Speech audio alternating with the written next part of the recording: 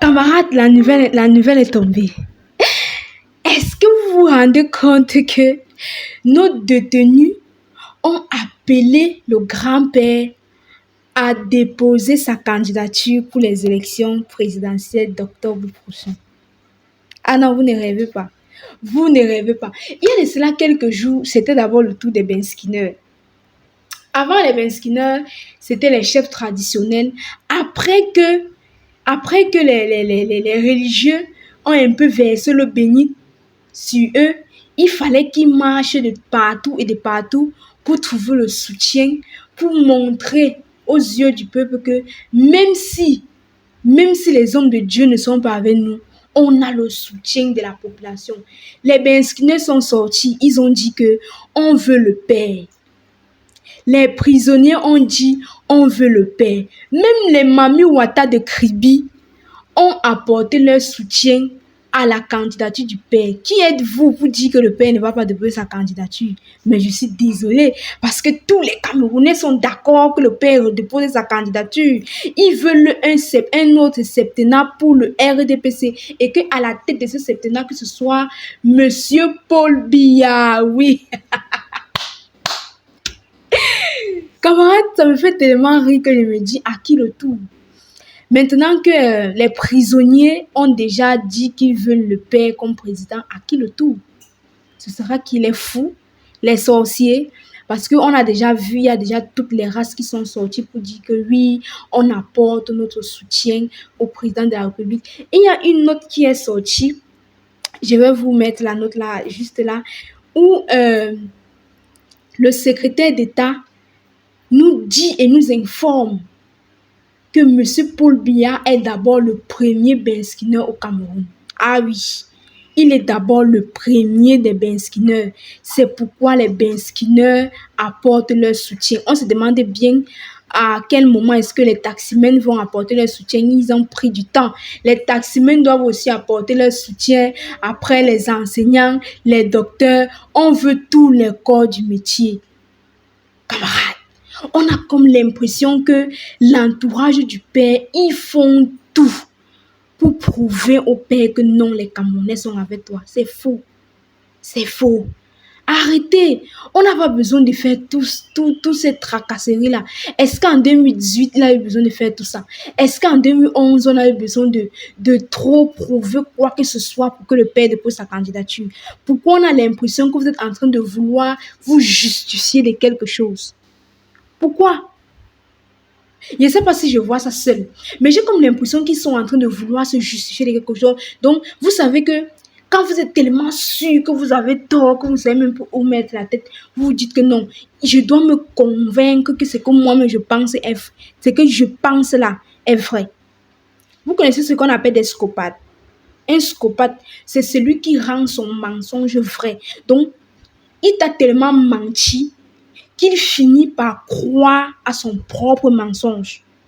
C'est pourquoi dans les séries télévisées, les chefs bandits, comme on a l'habitude de dire, les antagonistes, ils ne sont pas souvent compris. Ils font des trucs, vous ne comprenez pas. Ce n'est pas que vous ne comprenez pas, c'est juste qu'ils sont déjà tellement sûrs de ce qu'ils disent qu'ils finissent par croire à leur propre mensonge. Et ce n'est pas évident. C'est toujours bien lorsque c'est quelqu'un d'autre qui croit à ton mensonge. Tu es encore protégé. Mais quand on arrive à un niveau où on commence à croire à ses propres mensonges, ça devient très dangereux et ça tend même à la folie.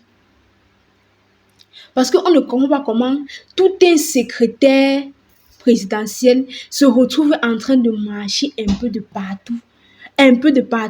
Hier, on a même eu une photo de lui qui a fugué en train de prendre un café avec Monseigneur Samuel Kleda.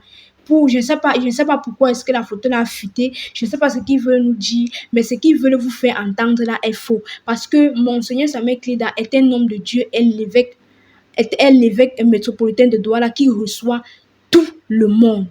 Peu importe ta classe sociale, ton camp politique, peu importe qui tu es. Lorsque tu viens dans son bureau, il doit te recevoir. Si c'était une visite de courtoisie, si c'était une visite qui avait été programmée, ce n'est pas à l'accueil qu'il allait le recevoir. Pour ceux qui ne connaissent pas l'endroit, moi je maîtrise l'endroit parce que c'est la cathédrale, je suis catholique, ce n'est pas là-bas que l'archevêque reçoit les invités. Ce n'est pas là-bas. Là-bas, c'est l'accueil.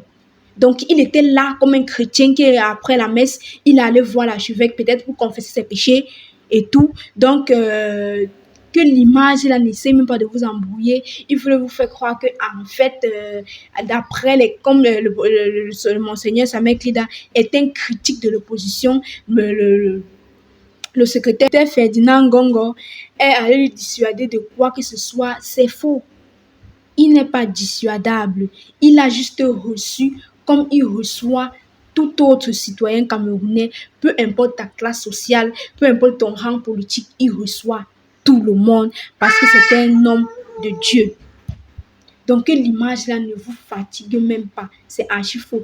Vous vous souvenez également que il y a de cela quelques semaines, les étudiants avaient demandé au grand-père de se proposer et qu'ils allaient payer eux-mêmes les 30 millions qu'on demande. Mais, fort étonnant que surprise, on se rend compte que après la notion de soutien, les gars sont en train de se bagarrer pour 2500. Que non, on était là, il fallait qu'à la fin qu'on nous remette 2500. Vous voyez que tout ça, c'est du foutoir. C'est tout sauf la vérité. C'est un mensonge qui ne dit pas son nom. Donc, ne vous laissez même pas embostiller par tout ce qu'ils racontent là.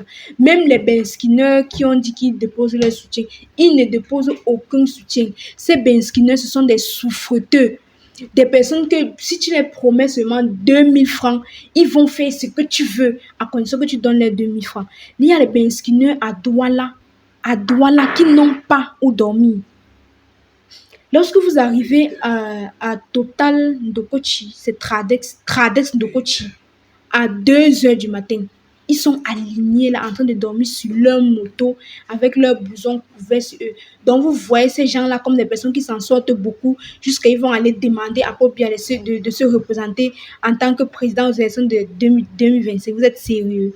Des personnes qui voient la vie tellement multiplié par 20 devant et vous allez demander des personnes que je ne sais même pas comment les qualifier. Ils n'ont pas où dormir. Ils sont sous le froid, le soleil, la pluie, tout. Et vous allez aller les prendre pour aller les bras comme ça, comme s'ils sont devenus vos mannequins, vos marionnettes. Mais à respectez-nous, respectez nos regards. Je suis désolée, on ne va pas croire à toutes ces conneries-là. Nous sommes tellement rusés pour tomber encore sur vos sales pièges de magouilles mal orchestrés qui finira toujours par venir nous trouver sur la toile. C'est même Benskiner que vous avez fait jusqu'à prendre les photos et nous dire comment le père est le premier Benskiner au Cameroun. Ils viendront également encore ici se plaindre. Et c'est encore moi qui viendrai vous donner les nouvelles. Que vous vous souvenez des Benskiner qui avaient dit qu'ils soutiennent le père là, non? En fait, ils sont en train de réclamer les 1500 qu'on les a promis jusqu'aujourd'hui, on n'a jamais donné. Donc ne vous laissez même pas un peu, ne vous laissez pas tortiller, ne vous laissez même pas un peu troubler. On doit rester focus. Tout ce qu'on a fait, comme le professeur Maurice Kamto a dit, qu'on aille s'inscrire sur la liste électorale massivement. Même s'ils ne veulent pas nous sortir la liste nationale, non, on va aller péter. Vous savez que le nombre, il se pourrait. C'est du Congo ça. Les gens disent qu'il y a un nombre que Elekam ne doit pas déborder. Vous voyez que depuis 2011, on nage toujours dans le même nombre. On va dire 17 millions, 8 millions. En fait, si la liste sort, camarades, si la liste là fuite même ne serait-ce qu'un instant, vous allez voir même 14 millions de Camerounais enroulés. Mais ils ne peuvent pas monter ça parce que s'ils montent ça, ils sont morts. Donc il faut juste que on doit vous embrouiller avec les sorties par-ci, par-là. On doit vous embrouiller, vous montrer que non, ici, il y a ça, ici, il n'y a rien. Vous n'allez pas nous déconcentrer. On va aller s'inscrire. Ce jour-là, on va aller voter et on va s'asseoir, compter nos votes. Écrire sur les bouts de papier, envoyer les messages que sur tel bureau de vote, on avait tel nombre, on envoie. L'autre dit sur tel bureau de vote, on avait tel nombre, on envoie. En fin de journée, on saura qui a gagné et qui a perdu. Et celui qui a perdu va appeler le coup de téléphone. Je te félicite parce que tu as gagné car les élections étaient transparentes. C'est ce qui va se passer. Merci camarades et à très bientôt.